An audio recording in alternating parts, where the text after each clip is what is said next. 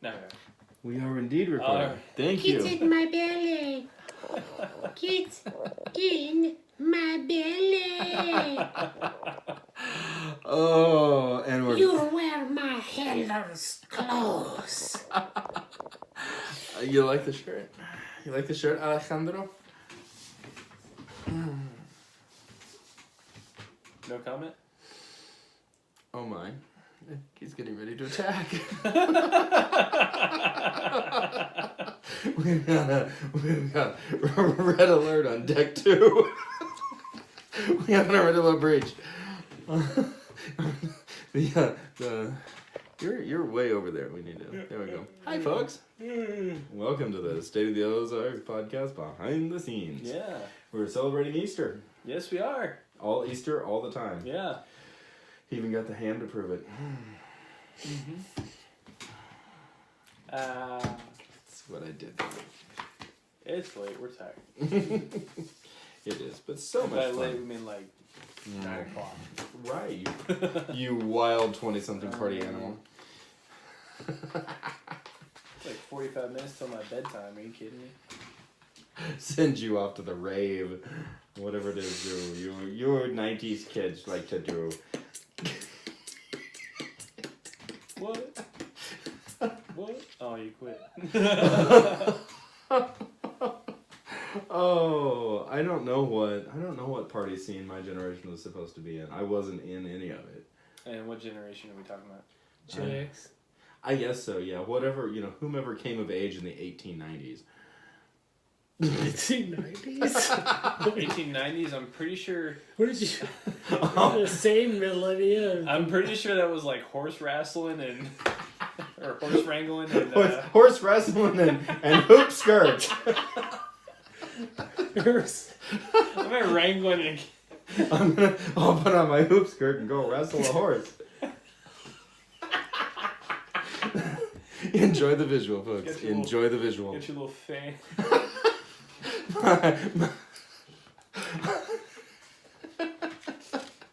Oh, I do look good in a dress. Oh, my God. Oh. We're ready to start this or what? Oh, wow.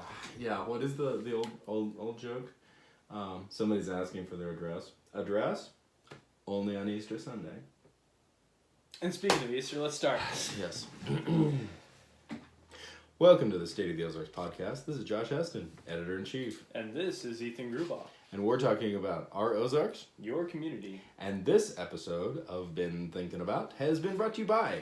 Artist Christine Reitzel, Beauty from Light. Stafford's Barbershop and Shave Company, the place for men in downtown Branson. Shepherd the Musical, Rediscovering America's Story. Blue Rock Print Company, upgrade your look. And the Taney County Health Department, creating opportunities for healthy lives in our community. There we go. Yeah. And Shepherd the Musical is actually the subject of the feature article. Yeah, tonight. one of the articles here. Yeah, you did not get to see the Shepherd the Musical. No, I did not. It was amazing. Nope, but I have seen Hayden. Yes, you have seen Hayden. Of course, he's the playwright for it. So it's like seeing Hayden, but subtly different. With bald knobbers. Yes, and songs. Yeah. We should ask Hayden to just do a one-man performance of all of it. Play all the parts Simultaneously while he's making guacamole. Yeah. Ooh, he is the guacamole master. Mm-hmm. Such good guacamole. We need to have him back as a guest just so he'll bring guacamole. Yeah, like that's the whole reason. That's the whole reason. Don't even let him talk. Just come back. You're our guest. Be our guest. Oh my. Beauty and the Beast. All the way. Yeah. There was that. So, what you think of the... We'll get into the editorial and Easter, and Happy Easter, by the way. Yeah. All completed with Holy Week. Mm-hmm. But what did you think of the article? Well, one of my things from, like, memories from growing up was, they would do the Easter baskets, kinda. It was mostly just a bucket with some candy and then fake grass. And I'd always be disappointed because I'd dig into fake grass hoping that there was more candy at the bottom. Every year, never failed, there wasn't any. Oh, that's disappointing. But overall, like, Easter, to me, just has so many warm memories. Yeah. You know, because growing up, my dad being a pastor, Mm-hmm. obviously we'd go. Easter was not just for that Sunday, was it? No. Easter was all year for you. All year, but I mean, there's something about going, waking up, and I wasn't very happy about having to go to sunrise service. Yeah. But once we got there, it was, and I got to eat. It was fun, It was. I'm glad it. Biscuits and gravy and sunrise. Yeah. And service. And all 8 of us out there in the in the yard. A little later, we're gonna get your dad in to share his versions of these same memories. Mm-hmm. And Easter was, of course, I've been a Christian since I was 9, but I did not grow up in church. Right. And Easter was a very confusing holiday for me. Yeah, we had this conversation last year, actually. Yeah, and we started, me, you, and your dad started a new tradition last year. We did kind of a takeoff on the Passover meal. Yeah. And which was really good. It was. Yeah. It was the lamb out of Carter House. It was really good. And what was the name of the bread that Dad made? It was like a woven. Oh, challah. Challah, yeah. Yeah, your dad makes a mean challah. Mm-hmm. We may have to make a request for that soon. I know Easter's already, done. Yeah. But challah could be enjoyed anytime. Mm-hmm. And this doesn't sound like a lot of fun, but we had our sort of westernized or Christianized, I should say. We're not meaning it to be disrespectful to the Jewish tradition, but we did have bacon. Did we? Yes. I don't remember the bacon. It's been a year. I remember the challah. I remember the lamb. I think it was with the lamb. Yeah, that's so sacrilegious. But the recipe for traditional. I still don't get this. Traditional Christian Easter food is ham. Mm-hmm. I don't know. And deviled eggs. we're figure that one out. we're yeah. Wow. So many directions we could go with that. But they are good. Wow. That's like to not have deviled eggs on Easter is like not having green bean casserole at any Baptist event ever. That's the same as not having deviled eggs at any Baptist event. Good point. Apparently we celebrate. Wow. We celebrate the devil, or we celebrate Easter all year. I don't know. Yet no one wanted to use the vacuum cleaner that was the dirt devil. Should have just given him some We're eggs. looking too far into this egg thing. We've gone down the rabbit hole. Yes, we have. See what I did there? Uh-huh. Yeah, Cadbury bunny. Rabbits and paganism and rabbits lay eggs, just as the Cadbury bunny. I love the commercials. I saw that commercial again. A couple weeks ago. Yeah, I haven't. Yeah. Mm-hmm. That commercial I think has to date to like 1975. It's been remastered. Digitally remastered just for Easter. I've seen pranks where people will get the Cadbury eggs and then cut them in half and take the filling out and replace it with mayonnaise and reseal it. Oh, Easter prank. Yeah. Although I always, I love. No, can't say that. I'm gonna stop myself there. Just reel it back in there. Yep. But we got. This is a kid-friendly show. It wasn't anything bad. It was just I personally needed to stop. Fair enough. I love. It was so funny. I love the Cadbury egg commercials, but I really do not like Cadbury eggs. I don't like chocolate with goo coming out of it. The only ones I don't know if it's Cadbury eggs or not, but they have caramel in them. Have not had those. I know. No, that's Carmelo. That's what I'm thinking. Oh, I do have had those. Mm-hmm. Those are good. Yeah, I like just the plain chocolate bunny that was hollow. Yes. Although I was always a little disappointed that it was hollow. I'm like, I wanted it to be chocolate all the way through. All right, let me get your opinion on something. Okay. Chocolate crosses. Chocolate crosses. Delicious but problematic. Yes. Deliciously blasphemous? Could be. I've not seen a chocolate cross. I think I just wasn't paying attention. I saw them at Walmart, I think, last year. Wow. How about a chocolate peep cross? How does that work? It's very marshmallow. Is the cross made of chocolate peeps, or the peep made of chocolate crosses, or is the peep nailed to the chocolate cross? Either way, I'm seeing a lot of bad things coming out of this. So many bad things. Well, you'll just back away from that. And we went down another rabbit trail. We did. Wow. Oh, good times. I love Peeps. It's okay to say no. Well, no, it's not that I don't like them. I have to, I get tired of them quickly. Yeah. You know, I'll have a couple and that'll be good. Yeah. You know, I used to be able to sit through and eat a whole pack plus some. Maybe you peeped out. I peaked in middle school. I peaked. I just realized how bad that could do you taken. Yeah. That's okay. We're having an interesting conclusion to Holy Week. So anyway. Yes. Easter. Yeah. I love Peeps.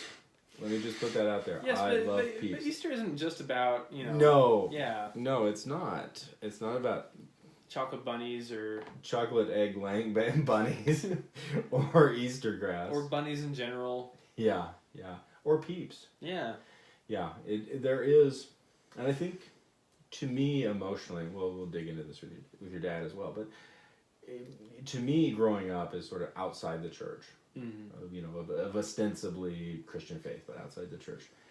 Easter was very confusing. Mm. Okay, what is it about? I got my Easter basket, now what? Yeah. Well, and, Christmas is one of, there's Christmas and there's Easter as far as the two big holidays for the church. Yes. And Christmas always feels more festive, I guess. Yes, very much so. We've talked about this before, because you dress not only the inside of your house with the tree, but the outside, and everybody buys everybody presents. But in Easter, you get into a nice outfit, you go to the church way too early in the morning, and that's about eat ham. You might, if it's not raining outside, you hunt some eggs. Yeah. That's fun. I mean, it is. Well, absolutely. Yeah. It was very. I keep coming back to the fact, and I think I can't believe I'm the only person from this perspective of being sort of Christian, but I'm not really in church, ostensibly, and just going, I don't get this. And Christmas is so easy, especially for children, to understand. Well, because you get stuff. Well, you get stuff, but when you even peripherally start digging into the traditions, the Christian traditions, and the reasons. Why are we celebrating? We're celebrating because Jesus was born.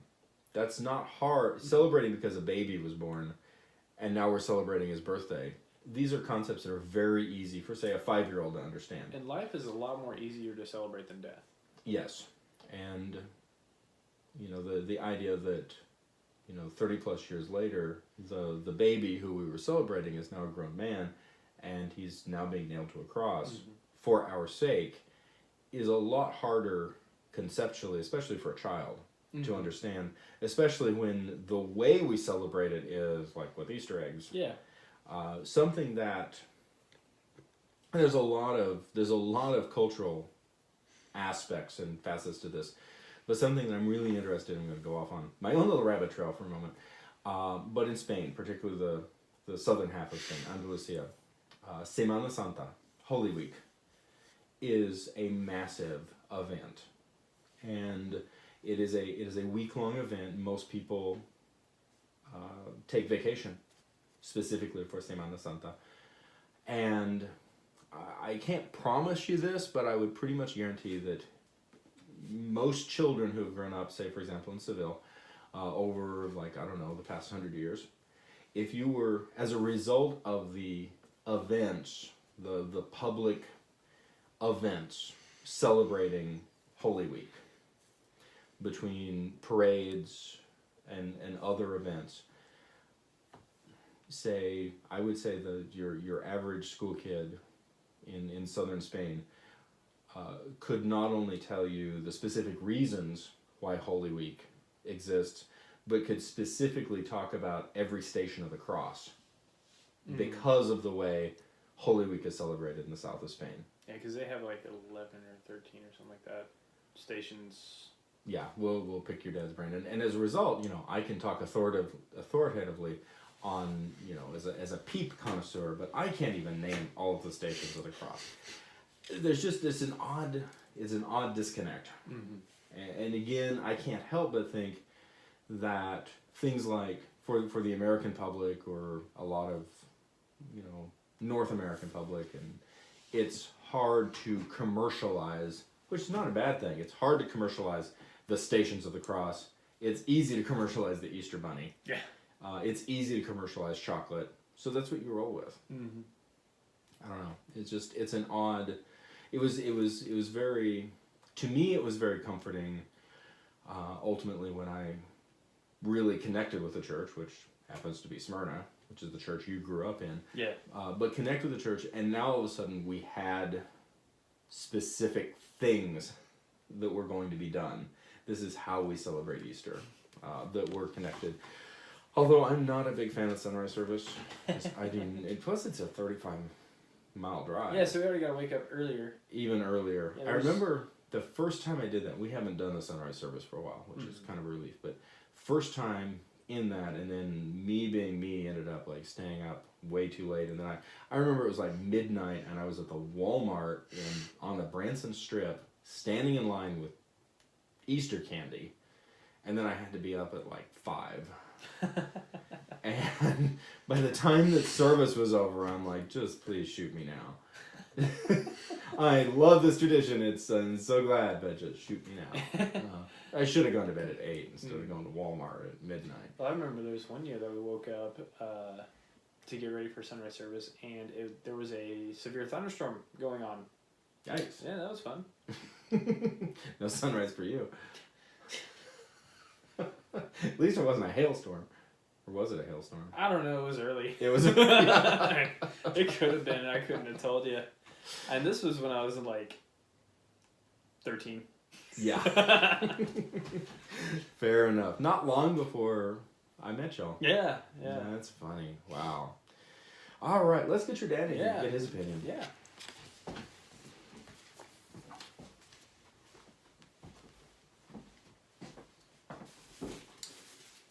Pause for station identification.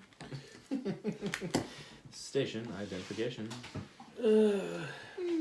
We're still rolling. Alejandro is on. Alejandro. Almost. No. Argentina and you my favorite pastor in the world. Pastor Dale. The crowd goes wild. Don't we wish? Oh. And he's my favorite counselor.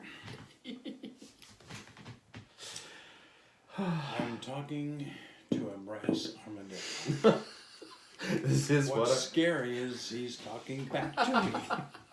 This is welcome to State of the Ozarks. This is what our lives have devolved to. Just think I could be a graphic artist in Chicago. Same clothes I was wearing last week. Wow. How did you do it? I don't know. Oh my goodness. You ready? Dale, it's good to have you back in the studio. Thank you. It's good to be here. We promised you would be back in the studio Yes. last week. We were discussing UFOs. Yeah. And now we're discussing Easter. Hey. It's reminds me of some It's a sort of leap. Yeah, a very big leap. Oh my gosh, Ethan was sharing some of his Easter memories and not not liking to get up at sunrise, but for a sunrise service. But That's one of the hazards of being a PK. Oh, PK. Preacher's kid. Yeah. Yeah. Yeah. So, of course, you've read give me your thoughts about, you know, I wrote this article in this editorial. It's a little interesting just because I think Easter can be very hard to unpack. It sure can. For people. So I want to get your opinion. Of course, you've been celebrating Easter a bit. Yes, for quite a while. But, you know, we celebrated Easter even back when I was a kid.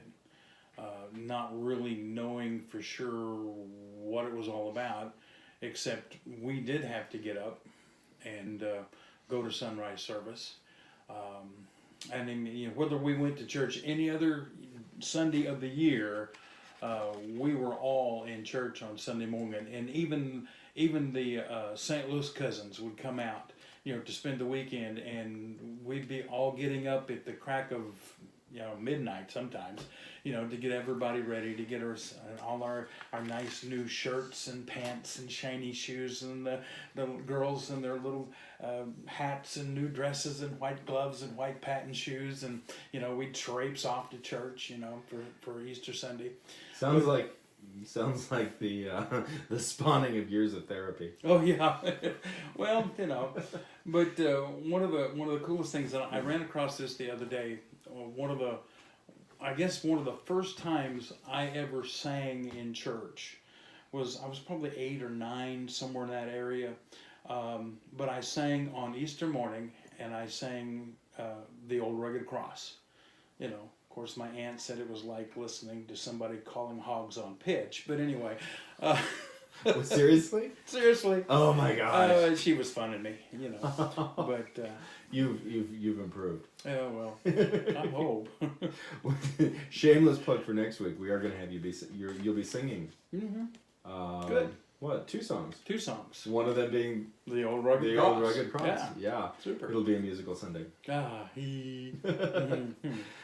be fun. Yeah. But yeah, tell me more. Well, it wasn't till after my own, I guess, you know, conversion experience, my becoming a Christian, that I began to, you know, understand a little bit about what Easter was all about. Mm-hmm. You know, but it's still difficult. It's still difficult because of all the trappings that are involved with the celebration of Easter. And I'm not talking about the church celebration of Easter. I'm talking about the secular celebration of Easter. You know, when it comes to Christmas, you know, we can explain, you know, and incorporate the Christmas tree and the gift giving and the lights on the tree and all of those things. And we can even incorporate Santa Claus. Which you do to great effect. Well, love the bit, Santa. Anyway, it's but when it and it's really only a comparatively small number of people who take issue with things like Santa Claus or gift giving or Christmas tree. And I grew up with all of that, mm-hmm. and I absolutely adore it. Yeah. I'm still growing up with it. You know. And for the people that level admittedly accurate charges of things like the Christmas tree may have pagan origins, mm-hmm. and that sort of thing, I always mess with people because my response is, yes, great, that's why I use it. But yeah. I although I am a Christian, I do have a great appreciation mm-hmm. for much of Northern Europe's pagan roots mm-hmm. and ways of looking at things. We'll dig into that later. Yeah. Probably around Beltane. Well, you know, at Christmas time, we're celebrating the birth. And that's easier. It's easier. A baby in a manger and gifts and the wise men from the east. I don't know. I remember being really little and going to the dime store and getting this cutout. Like, you know, it was basically paper dolls, but mm-hmm. it was the nativity. And I remember it was done in a really old style. I wish I still had them. It was so beautiful. And I remember bringing that home and being so excited and unwrapping, putting them together. I probably taped them together all wrong, but I remember putting them together and then standing them up. And it was I think it was my realization moment that maybe Christmas was about more than Santa Claus and, you know, a Christmas tree and snow. But the realization was very easy. I think I even remember having the conversation with Mom. I was like, what is this all about? Well, we're celebrating Christmas because baby Jesus was born. In the same way that, well, we've been celebrating, I think I was probably about 5, so, you know, we'd been celebrating my birthday for 5 years. I perfectly understood that. It made sense. Mm-hmm. And I got gifts for 5 years mm-hmm. as a baby and as a child, and I could find all those gifts and play with them and appreciate them. And here's a baby in a manger, and people bring him gifts and with cool outfits. It was really awesome. It emotionally made sense. Of course, I burned my finger on an oil lamp, and then spent the rest of the evening with my hand on an ice cube. So it was an eventful day for me. Well, the Christmas thing is easy for us to handle because it's, like I said, celebrating a birth. Easter, a lot of people think it's celebrating a death, but it's not. It's celebrating a resurrection. The Easter event is the one thing that separates Christianity from all other religions and all other beliefs, because we celebrate a God who's alive. Jesus came, and then he died on the cross.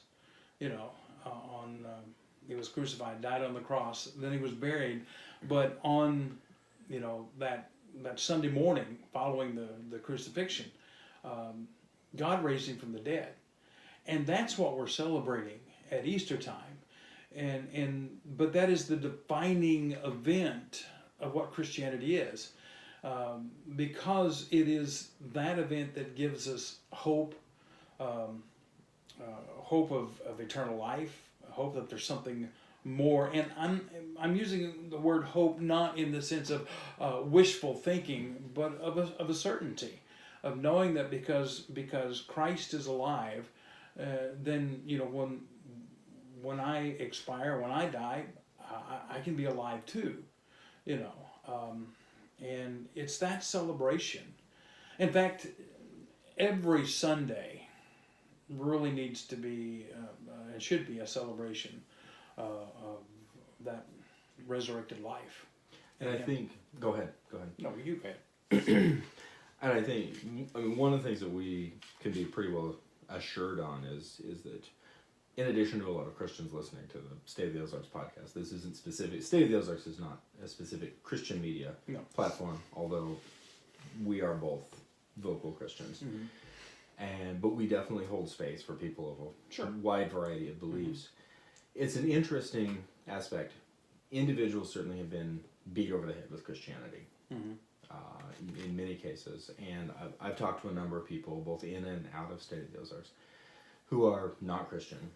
And it is really, it's really caused me to think about my theology and think about my beliefs. And the idea that, as I'm talking to folks, when I explain that this is my personal belief, you don't have to believe in a resurrection. This non-Christians obviously would probably say that's crazy. Dead people don't come back to life. And the idea of things that Christians hold very dear, things like the virgin birth and Jesus living a sinless life and these sorts of things. Lots of people take issue with that, and I'm okay with that.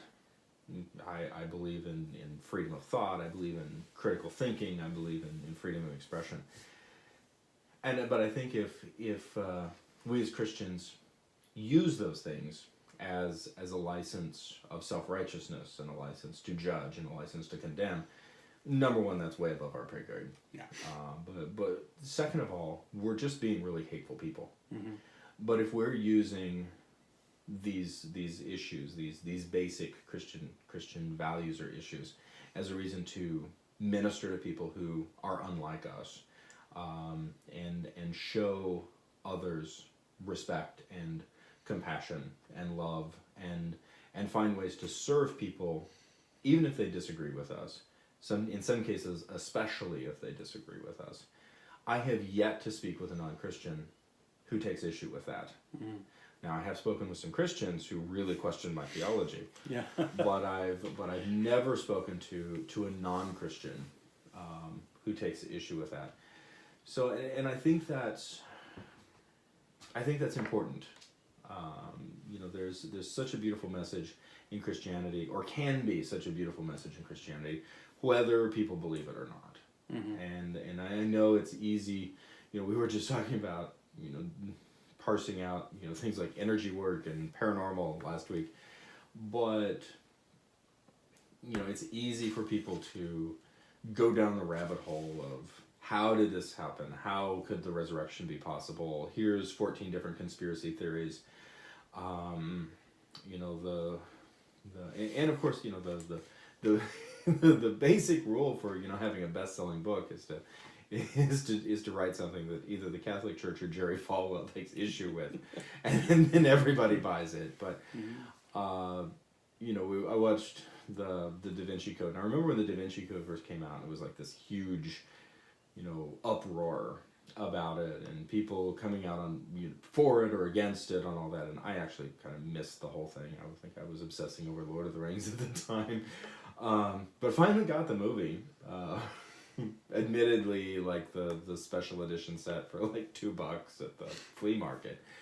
Watched it, and then so spoiler alert: if you've not read the books, you've not seen the movies, and you don't want to then stop listening now. But the big thing is that the big spoiler is that Jesus was married and had children, and the Catholic Church tried to cover it up, and the Catholic Church was out to get anybody that was Jesus' descendants because then they would lose their power struggle. And at the very end, the heroine turns out to be Jesus' however many great-granddaughter. Yeah.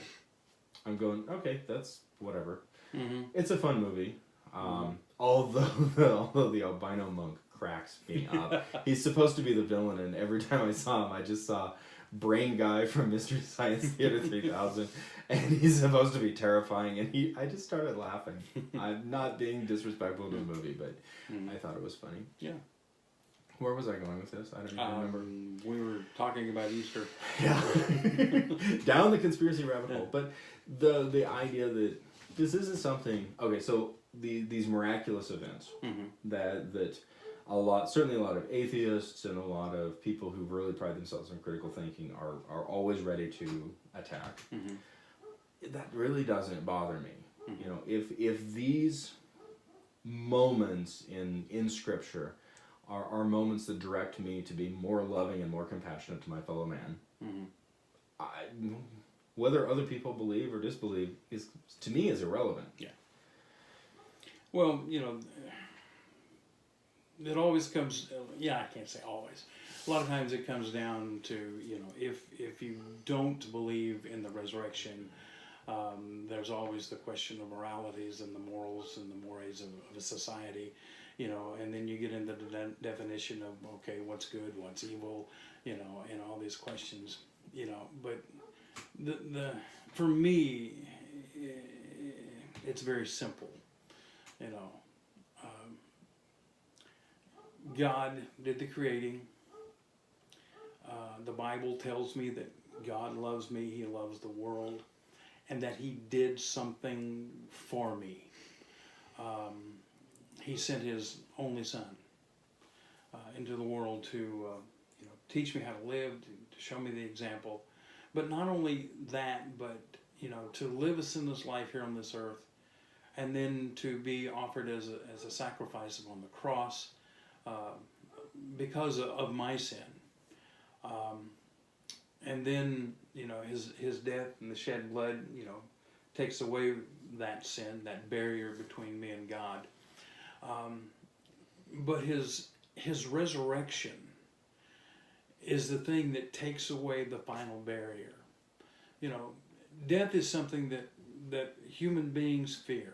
Very true. We try. We try to be macho about it, and folks say, "Well, when it's done, I'm done. I'm just, I don't exist and anymore." You've counseled a lot of people over the decades. I have, and I've seen a lot of things.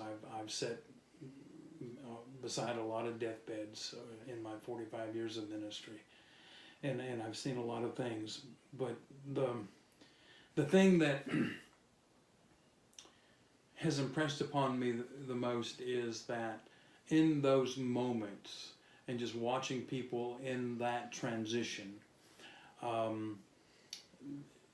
there seems to be something there, good or bad. I'm not going to go into all the stories of the things that have happened, but I've seen some pretty horrific things, and I've seen some very blessed things. Horrific things from those who profess not to be believers, and some just amazingly beautiful things from those who have professed to be believers. It's very sobering. It is very sobering. And whether we want to accept that or not, whether we want to believe it or not, that's one of those things that we don't know. True, very true. But the resurrection of Christ, for the believer, takes away, or should take away, the fear of dying. And that's pretty powerful. Mm-hmm. It's very powerful. Because that's something that we're all going to do. And that's an appointment we're going to keep unless, mortality is unavoidable. Yeah. And it's something, certainly, and I've noticed this, we've talked about this off record, but trying to pretend that we don't age it's certainly a big part of American culture. Mm-hmm. It's certainly a big part of American business, and an obsession with youth, and this almost disconnect from dying. Like death is I don't know, separated, like with maybe sanitized is not the right word, but that there's like we pretend like it's not there. Yeah, I don't know. It's, of course, growing up on a farm, I do think helps to a certain degree because you're surrounded with birth and death, unavoidably so. But as just as a general rule, it seems like so much of American society and American commercialism is based on pretending that we're immortal, pretending that we're not going to age. If we do age, making sure that we look like we don't. And sometimes it takes on tragically comic heights. Well, we won't go there. We are in Branson. But it, and there's some cultures that, certainly in past have revered the oldest of the generations. That doesn't really seem to be happening to a large degree. Yeah. What's your take on all that, and that approach of let's pretend like death isn't going to happen? As long as I don't think about it, then it's not going to happen. Yeah. As long as I ignore it, and as long as I have my tucks and pulls and lifts and take stock in Lady Clairol and all those kind of things, that age doesn't happen. If age doesn't happen, then death won't happen, and we just lie to ourselves. And I certainly think that older cultures, it's one of the things that even if you go back to traditional Appalachian music, or the old Scottish ballads and that sort of thing. Like you turn on modern country music, which I for the record, I like modern country music and don't hate too much, but I recognize how trite most of it is. So it's, the girls in the pickup trucks and the bonfires, this sort of whole bro country thing. You go back to traditional Appalachian music or Scottish music, it's like, oh, look, we're all dead. Death is a constant of these songs. And we even, carried over into some of the A.P. Carter songs with, Will the Circle Be Unbroken? My mom hated that song. She's like, oh my gosh, that's morbid, turn it off. I've heard some versions of it that are pretty morbid. So.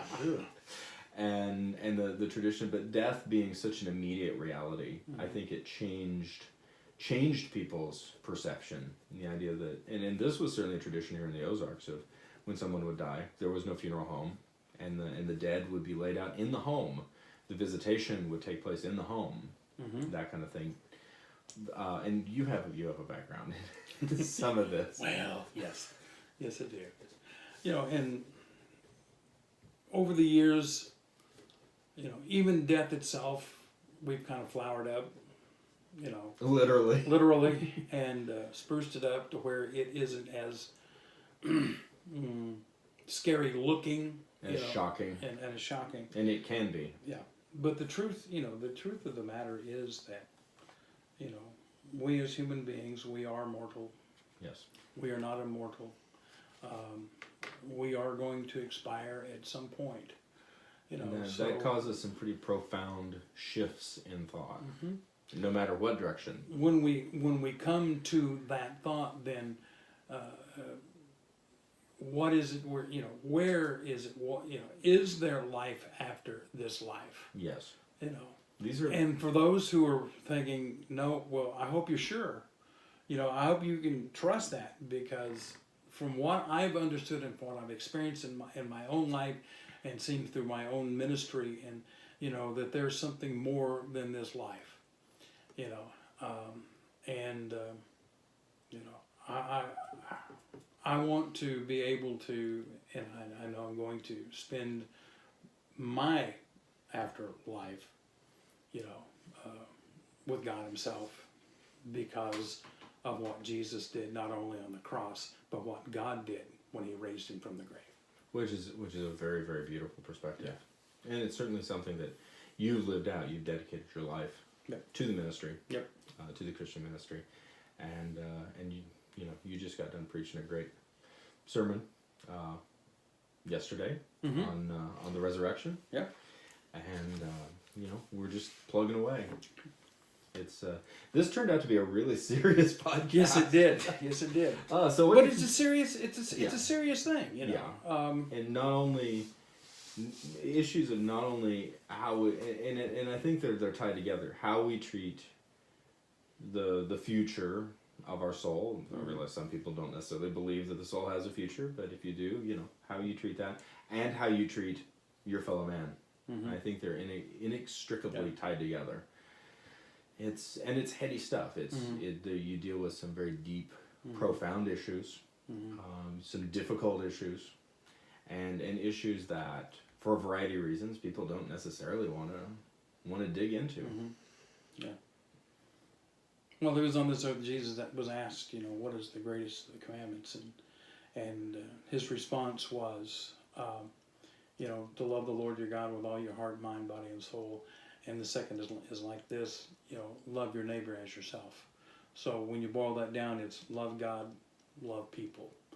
You know, and if we can practice that, you know, especially in the halls of Christendom, if we could practice that, I really think that we could change the world. Which would be a beautiful thing. Okay. All right. Well, appreciate the viewpoints, Dale. Thank you. I appreciate you giving me an audience. Always good to have you in the studio. Thank you. And we'll get Ethan back in here and wrap this podcast up. All right. Tell Alejandro that I forgive him. In the spirit of Easter? In the spirit of Easter. He is my favorite pastor. My heart is saved for Christ. Oh my God. I shall live forever. I am saved. I am going. I am floating away. Armadillo rapture. Oh my gosh.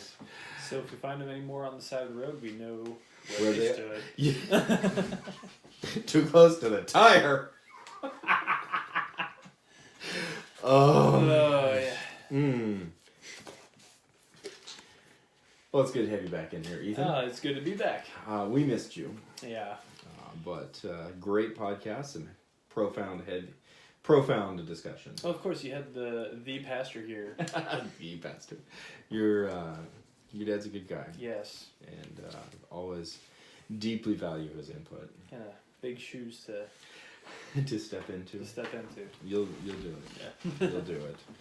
Oh, so to learn more, visit us at stateoftheozarks.net. sign up for the State of the Ozarks weekly email. Like State of the Ozarks on Facebook. Follow at Soto Media on Twitter. Subscribe to Soto Media on YouTube.